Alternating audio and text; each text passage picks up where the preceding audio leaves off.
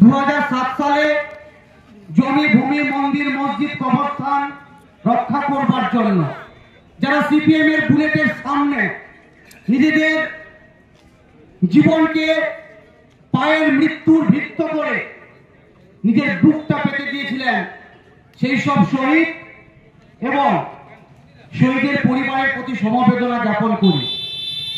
তৎসঙ্গে আজকের এই শহীদ স্মরণ সভায় যারা উপস্থিত রয়েছেন, তৃণমূল কংগ্রেসের সাংগঠনিক স্তরের নেতৃত্ববৃন্দ, বিধায়ক থেকে শুরু করে জেলা পরিষদের কর্মাধ্যক্ষ, এছাড়াও ভূমি উচ্ছেদ প্রতিরোধ কমিটির ব্লক সভাপতি সহ ব্লক কমিটির সমস্ত সদস্য এবং শহীদ তর্পণ এবং অর্পণ করতে যারা আজকে এই পুণ্যভূমিতে উপস্থিত হয়েছেন, সকলকে আমি ধন্যবাদ দিয়ে কিংবা কৃতজ্ঞতা পোষণ করে ছোট করব না। আজকে আমরা এমন একটি রাজনৈতিক সন্ধিক্ষণে দাঁড়িয়ে আছি, আমাদের সকলকে সিদ্ধান্ত নিতে হবে যে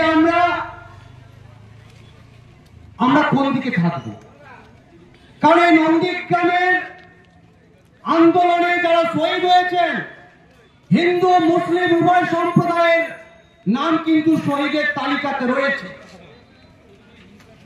আজকে এই শহীদের কোনো রং হয় না, শহীদের কোনো জাত হয় না, শহীদের কোনো ধর্ম হয় না, শহীদ শহীদই হয়। কিন্তু লোডশেডিং করে বিতর্কিত ভাবে এই পশ্চিমবঙ্গের সংসদীয় রাজনীতির সব থেকে নিকৃষ্টতম বিরোধী দলনেতার পদে যিনি আসীন রয়েছেন, সেই শুভেন্দু অধিকারী আজকে যাদেরকে নিয়ে এসে শহীদ স্মরণ সভা করলেন, তারা কারা? তারা হচ্ছে সেই সব ব্যক্তি যাদের হাতে, যাদের শরীরে, যাদের মননে এখনো পর্যন্ত শহীদদের রক্তের দাগ লেগে আছে।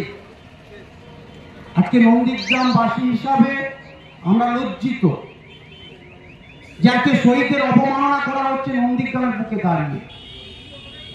আমি শুধু আপনাদের কাছে আবেদন করব, এই নন্দীগ্রাম কিন্তু আপসহীন লড়াই করার ইতিহাস তৈরি করেছে।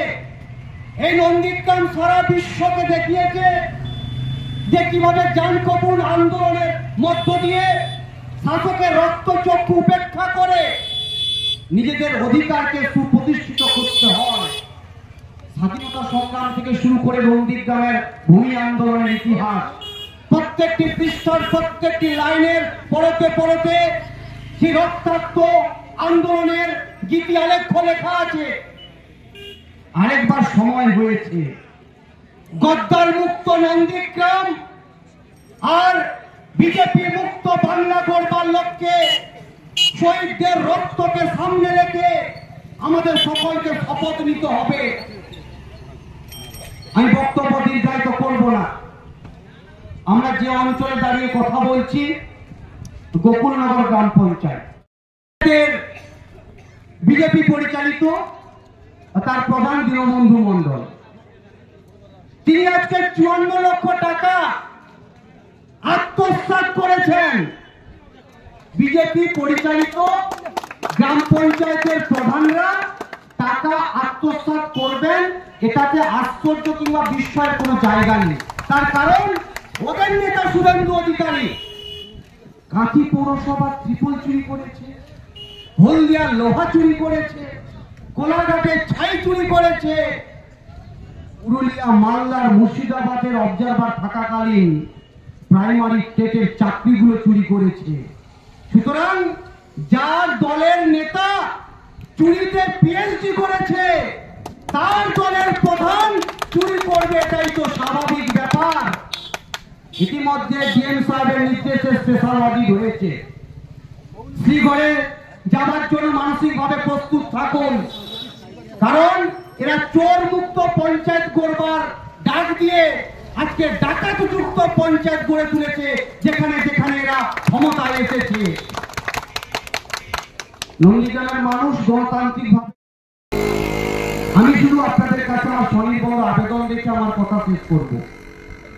আসুন নন্দীগ্রামের কৃষ্টি সংস্কৃতির স্বার্থে, নন্দীগ্রামের অতীত ইতিহাস এবং ঐতিহ্য পরম্পরাকে আরো প্রগতিশীল করতে আমাদের সকলকে ঐক্যবদ্ধভাবে লড়াইটা লড়তে হবে। তাই আমি আপনাদের সকলকে অনুরোধ করছি, বিশেষ করে নন্দীগ্রামের সংস্কৃতি, এই গোকুলনগর অঞ্চল সনাতনীদের বসবাস। এই নন্দীগ্রাম মিশ্র সংস্কৃতির একটি প্রান্তিক জায়গা। এই সংস্কৃতি আমাদের এই শিক্ষা দেয়, যখন সনাতন বাড়ির মা কাকিমারা মাংস ভক্ষণ করত, যার পেটে গোমাংস রয়েছে, যে গোমাতাকে আমরা পূজিত করি, বন্দন করি, তার কাছ থেকে সনাতন এবং হিন্দুত্বের শিক্ষা আমরা নেব।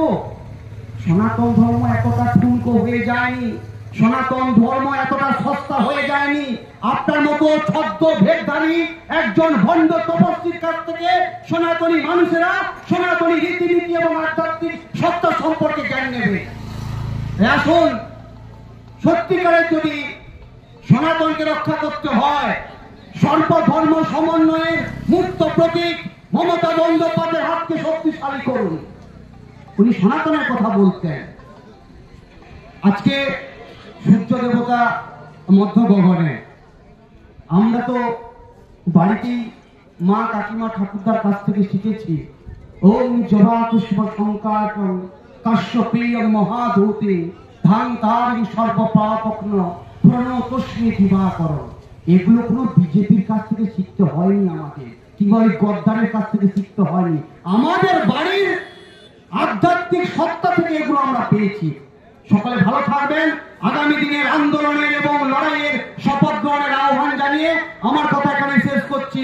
আর হ্যাঁ, নন্দীগ্রামের আন্দোলনের নেতৃত্ব যিনি দিয়েছেন, নন্দীগ্রামের আন্দোলনের অনুপ্রেরণার উৎসমূলে যিনি নিজেকে সুপ্রতিষ্ঠিত করেছেন, তিনি আর কেউ নন, তিনি হলেন মমতা বন্দ্যোপাধ্যায়। কারণ 2006 সালে সিঙ্গুর আন্দোলন যদি মমতা বন্দ্যোপাধ্যায়ের নেতৃত্বে না হতো, সেই আন্দোলনের অনুপ্রেরণা নন্দীগ্রামের আন্দোলন পেত না।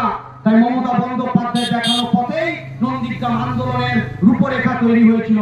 সকলের সুস্থতা কামনা করে আমার কথা এখানে শেষ করছি। বন্দে মাতরম। মমতা বন্দ্যোপাধ্যায় জিন্দাবাদ।